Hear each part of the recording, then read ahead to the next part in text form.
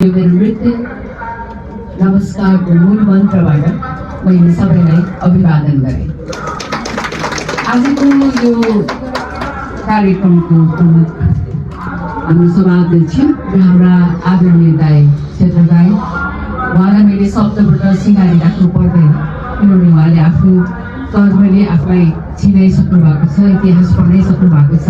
त्यस्तै हाम्रा सबै चेलीबेटीहरू भाइहरूको गुरु पनि हुनुहुन्छ हाम्रो साने दाइ, अनि सङ्गीत महाविद्यालयका भेषभूषा उहाँको सहयोग हामीले पाइरहेका छौँ।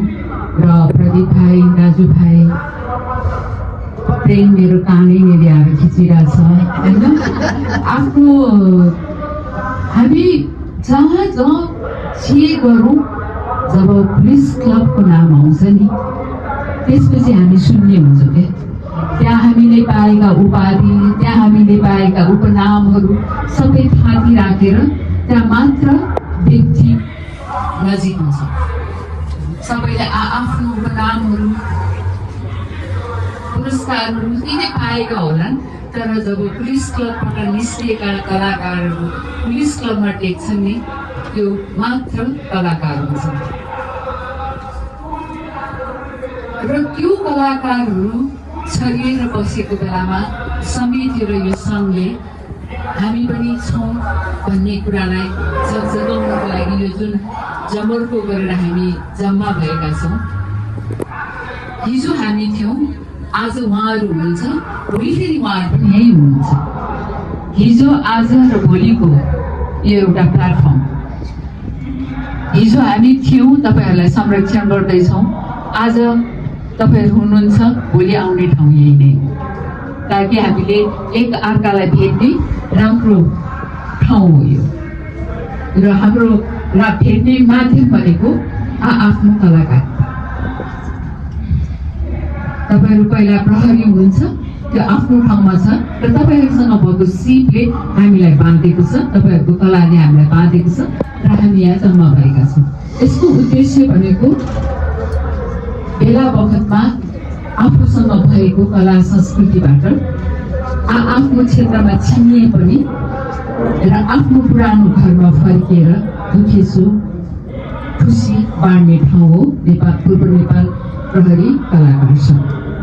र त्यसैले गर्दा पनि क्षेत्रदा यहाँ आइपुग्नुहुन्छ, म पनि यहाँ आइपुग्छु, तपाईँहरू पनि आइपुग्नु भएको छ। सानी दाइ पनि आफ्नो स्वास्थ्यको अनुकूल नहुँदा पनि आइपुग्नुहुन्छ, इन्द्र पनि यहाँ आइपुगेर हुन्छ, कमला पोखरादेखि आएर हुन्छ, कल्पना पोखरादेखि आएर हुन्छ, कमला छ। यहाँ हामी सबै आफ्नो ठाउँमा छौँ, तर यहाँ आइसकेपछि चाहिँ हामी नेपाल पूर्व प्रहरी कलाकार सङ्घका परिवार पनि र त्यो महेन्द्र पुलिस क्लबले हुर्काइएका हामी हौँ।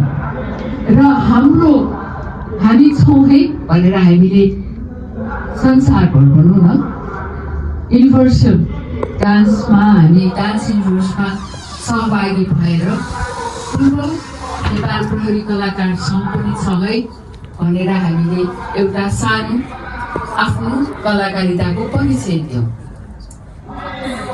र त्यसमा हामीलाई साथ दिए आउँदै गरेका नयाँ पुस्ताले। हाम्रो कला संस्कृति एउटा पुस्ताबाट अर्को पुस्तामा हस्तान्तरण हुँदै बाँचिएको हो र हामीले यसरी जोगाउनु पर्छ भन्ने कुरालाई यहाँहरूले स्पष्ट रूपमा प्रस्तुतिमा देखाउनु भएको थियो। र तपाईँहरूको प्रस्तुतिमा सबैभन्दा राम्रो भूमिका के थियो भने एउटा पुस्ताबाट अर्को पुस्तालाई हामीले यसरी सुम्पिनुपर्छ भन्ने सन्देश थियो। त्यो सन्देश संसारभर सबैले हेरे, जहाँ जहाँ छरिएर बसेका नेपालीहरूले, र सबैले राम्रो पनि भने। तपाईँहरू टप 10 भित्र हुनुहुन्थ्यो, तर टप 5 भित्र पर्न सकिएन किनभने तपाईँहरूले पनि देखिरहनु भएको छ कम्पिटिसन कति एकदमै कठिन थियो। झन्डै जितिसकेको नेपाल प्रहरी पनि थर्डतिर आइपुग्यो होइन। तपाईँहरू पनि किनभने प्रत्यक्ष देखिने कुरा हो, लुकाउन सकिँदैन। र हारलाई जित मान्ने हो। हाम्रो प्रस्तुति हामीले दिएका छौँ इमान्दारीतापूर्वक भन्ने कुरालाई मनन गरेर भोलिका दिनहरूमा धेरैचोटि हारेपछि जितिन्छ। अघि छेताले भन्नुभयो, छेता दाईहरू धेरैचोटि लडेर उठ्नुभयो होला, म पनि धेरैचोटि हारेर एउटा ठाउँमा उभिएँ। त्यो हार जितको कुरा आउँदैन, तपाईँको प्रस्तुति र तपाईँको उपस्थिति पनि ठुलो महत्त्व हुन्छ। यो कुरालाई मनन गरौँ र सासाना छोरीहरूलाई बहिनी भन्नु नलाग्यो मलाई, छोरीहरूलाई म के भन्छु भने तपाईँहरूको भविष्यमा तपाईँहरू नृत्य क्षेत्रलाई अँगाल्नुहुन्छ भने जहिले पनि आफ्नै पनिलाई अँगालेर अगाडि बढ्नुहोस्, त्यसले फटाक्लो बाटो दिन्छ। सिक्न त हामीले सबै कला संस्कृति सिक्नुपर्छ, अहिले चलेका नयाँ नयाँ फर्महरूमा नाच्नु पनि पर्छ, तर आफूलाई चिनाउने बेलामा आफ्नै कला संस्कृति चाहिन्छ भन्ने कुराहरू अहिलेको रियालिटी सोहरूमा देखिरहेका छौँ हामीले। भर्खर मात्रै एउटा सिक्किममा नेपाली शैलीको प्रस्तुतिले जुन किसिमको तहल्का मचायो विश्वभर, त्यो नेपाली शैली हो नि, वर्षौँ न दुनियाँ सिक्किमले गर्यो तर त्यो नेपाली कल्चर हो नि त। उनीहरूको प्रस्तुतिले हामीलाई कति गौरवान्वित बनायो, त्यो हो हाम्रो पावर भनेको, त्यो कलाको पावर भनेको। र त्यही कलाको पावरले हामी जित भएका छौँ।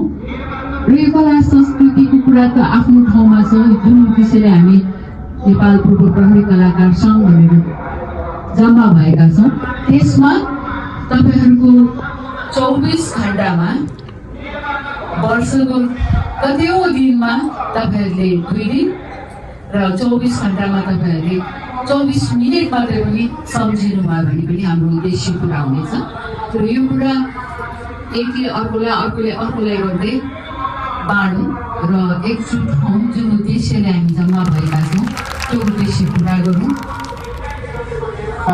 आफ्ना सदस्य साथीहरू र बाहिरी साथीहरूले पनि मलाई आफ्नो मद्दत पुर्याइदिनु भयो, त्यसको लागि म बहुत धन्यवाद दिन्छु। हाम्रो काम दिनु भएको